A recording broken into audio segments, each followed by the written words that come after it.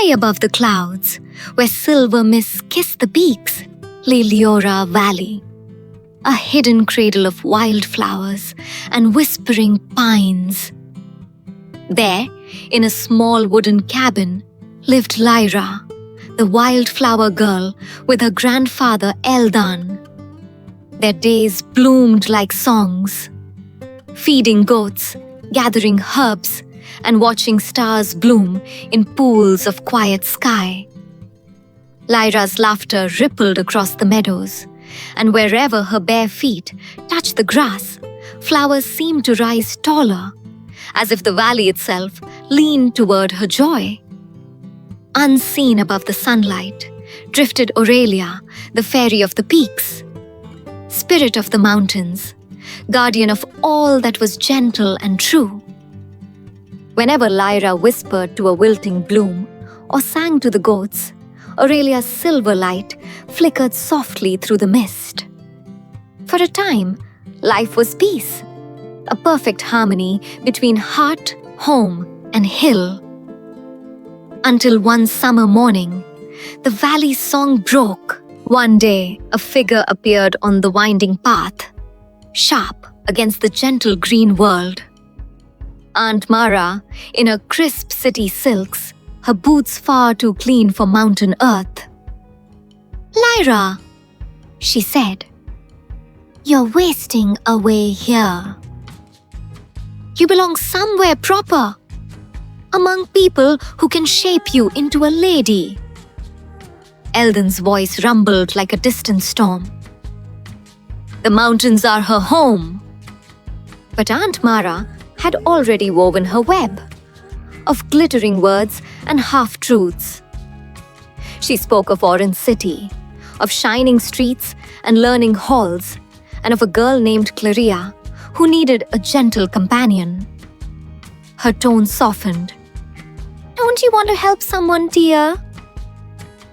Don't you want to see the world?" Lyra's heart trembled. She didn't want to leave. But Aunt Mara's words sounded like kindness. And kindness was something Lyra could never refuse. That night, the wind carried a faint silver glow. Aurelia's whisper reached her dreams. "Not all roads that shine lead home, my little wildflower. Guard your light."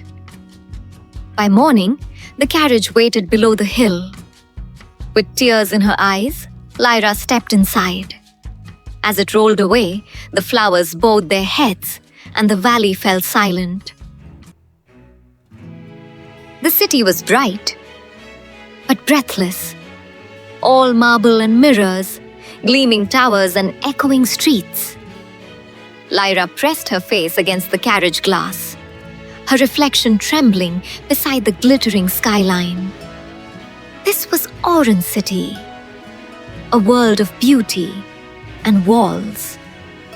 There she met Claria, a gentle girl in a wheelchair, her eyes full of longing and quiet wonder. They became fast friends. Lyra told her stories of the valley, of dawns painted by fairies, and wildflowers that listened to laughter. And for the first time, Claria laughed, truly laughed. But under Mistress Grimwillow's stern gaze, Lyra's laughter soon dimmed. "Sit straight! Speak properly! And stop humming those strange songs."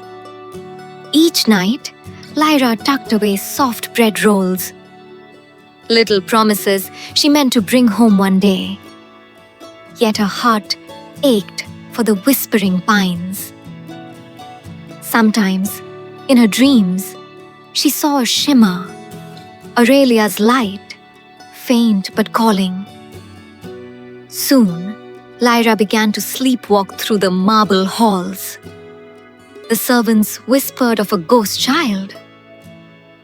At last, Lady Seraphil, Claria's grandmother, saw what others could not. "This child," she said gently, "is fading from homesickness. She must return to the earth that made her bloom. And so, with Claria's father's blessing and Claria's tearful smile, Lyra was sent home. But this time, Claria went with her. The road to Liora Valley wound like a silver ribbon through the peaks. As the dawn mist lifted, a small carriage rolled quietly along, carrying two girls side by side. Lyra leaned out the window. "Look, Claria! The peaks! They're just as we dreamed." Claria smiled softly, clutching her hand. "And the air," she whispered. "It feels alive." The valley opened before them, wildflowers shimmering, the cabin waiting like a heartbeat reborn. From between the pines, a faint glow shimmered through the air. Aurelia appeared, her wings a veil of silver light, unseen yet felt in every rustle of dawn. "Welcome home, my wildflower," her voice sang, "and welcome, little dreamer. The valley remembers you both." Eldan came running down the hill, his laughter breaking like sunlight through clouds. He lifted Lyra in his arms, tears bright with joy. When he saw Claria, he bowed kindly. "You are welcome in this home, child of courage." Days passed in golden peace. Lyra showed Claria the meadows, the mossy spring, the oak tree where she told her stories to the wind. One morning, Lyra whispered, "Try to stand here, where the sun first touches the flowers." Claria hesitated, then placed her feet upon the grass. For a heartbeat, nothing moved. Then light rippled, and she stood. Aurelia's laughter shimmered through the breeze. Eldan, watching, whispered, "The valley has given her wings." That evening, Lady Seraphiel came to see the miracle. She handed Lyra a small green notebook. "You brought life wherever you went, my dear," she said. "Now let your stories do the same." And that night, beneath a sky of quiet stars, Lyra began to write. Her first story was of love, friendship, and the gentle magic of kindness blooming in the heart of the mountains.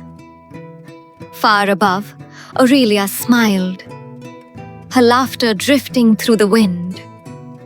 Once more, this was a Stories Catcher tale.